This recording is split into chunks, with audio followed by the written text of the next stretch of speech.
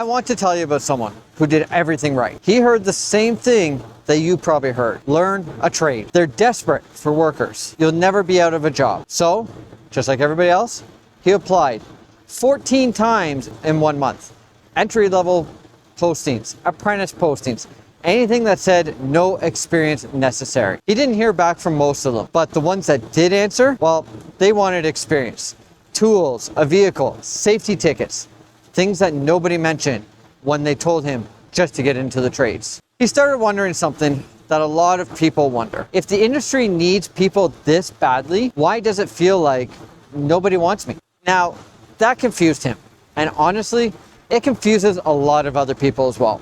Because when everyone says the trades are short on workers, you assume that means the door is wide open for beginners. And honestly, that makes sense. It's a reasonable thing for you to believe. But here's what nobody tells you before you go all in on that idea. A labor shortage does not mean a training surplus. That's the disconnect. A company can be short-staffed and still not want a raw beginner. Because when they say we need people, what they usually mean is they need somebody now. And those are two completely different needs. I've even seen it firsthand. A shop that's behind schedule, short-staffed, trying to keep customers happy. The person running the shop is thinking about production first. And a brand new person, though no fault of their own, usually slows things down before they speed anything up. That doesn't make beginners a bad investment. It means in the short term, they cost time before they even create any type of value for the company. A lot of employers do want apprentices. They just want a specific kind. Not just someone willing, someone low risk. When a company looks at a beginner, they're not asking, can this person eventually learn? What they are actually asking is, will they show up? Will they quit in 2 months? Will they take correction badly? Will they just disappear the second that the work gets cold, dirty, or repetitive even? Hiring the wrong beginner is expensive for them. Training takes time. Mistakes cost money. A bad attitude affects the whole crew. So when a company gets cautious, a beginner feels that is a rejection. But a lot of the time, what you're actually running into is distrust. Not personal distrust, industry-wide distrust, built from bad past experiences. That's why two beginners can look almost identical on paper, and one gets a shot and the other does. One just felt safer to hire at the time. Now let's talk about the part that frustrates people the most, the fake entry-level positioning. You've seen these. The title says, starting role. You read further, and they clearly want somebody already halfway trained. That's real, and that happens more often than you think, because sometimes the company just doesn't know how to write the posting properly. Sometimes they want the widest possible pool of applicants, and sometimes, to be honest, they just want somebody that is partially trained already, who they can still pay like a beginner. That's the part that nobody says out loud enough. If you're completely green, you're competing against someone who already has some mileage on them. Pre-apprenticeship exposure, labor experience, time around tools, and even job sites. So the advice you were given wasn't wrong, it just was incomplete. Learn a trade. Sounds simple from far away.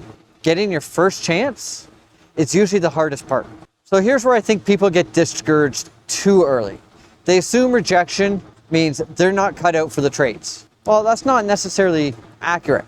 Sometimes it just means you haven't become easy enough to bet on yet. And that's the real problem. Your next move isn't to take the rejection personally.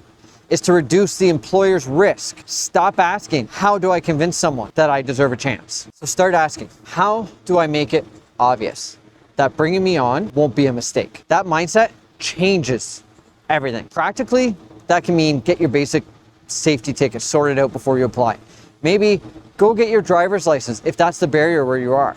Be able to show that your reliability is there to get to site. Learn the basic of tools and job site expectations before you show up. Apply for a helper, laborer, shop, or maintenance support roles, not just the cleanest apprenticeship posting. And here's something that a lot of people miss. Sometimes you're not trying to enter the wrong career. You're trying to enter through the wrong door. A lot of people want the official, obvious path. The posting that literally says apprentice. But your real opening might be sitting right next to it. General laborer, a warehouse tied to the trade, a service helper role, seasonal work that puts you around the right people. That doesn't mean settling forever. It means understanding how people actually can get into the trade. A lot of careers in the trades don't start with some clean moment where a company says, welcome, we've developed you carefully from zero. They start with a foot in the door. And honestly, that is how I got my beginning in the trade. I actually went and helped and volunteered for a company for a summer. And then they brought me on as a part-time helper. And eventually I made my way up to where I am today. So it doesn't always start with a clean job posting that says apprentice only. You need to start somewhere where you can actually get your foot in the door. Now, I want to be fair here. Not all of this is on the employer. Some beginners hurt themselves. They come in with bad attitude. They act like they're, above sweeping, carrying, cleaning, or even repetitive work. They want top pay before they've created any value. They say that they want the trade, and then they just disappear the second that things start getting tough. But the industry needs to be honest with itself as well.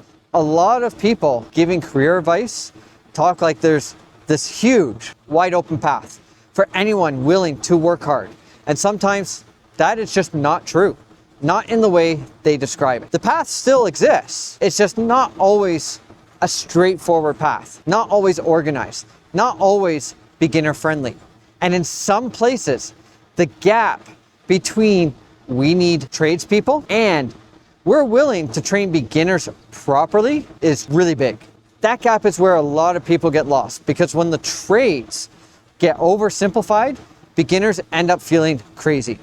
You're told there's endless opportunities. Then you hit, closed doors. Then people act like the problem must be your attitude.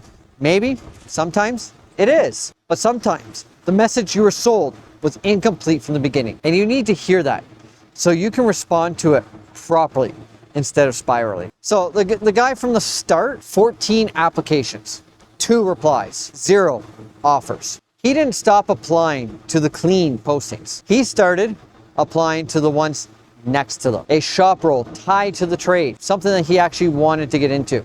He got his safety tickets done before anyone asked him to. 6 weeks later, he wasn't hired as an apprentice. He was hired as a helper on a crew in the industry, standing next to the exact kind of work that he's been trying to get into. Same goal, just a different door. So if you've been feeling discouraged because nobody's given you a shot yet, don't automatically assume that means you should walk away. Maybe you should. Sometimes a trade really isn't the right fit, but don't make that call just because the front door didn't swing open the right way. Make it based on whether you still want this badly enough. What's the front door that you've been stuck at? And is there a side door that you haven't tried yet? Tell me below. I read all the comments. And in the next video, I'm going to break down the actual best ways to get in when nobody's hiring beginners yet.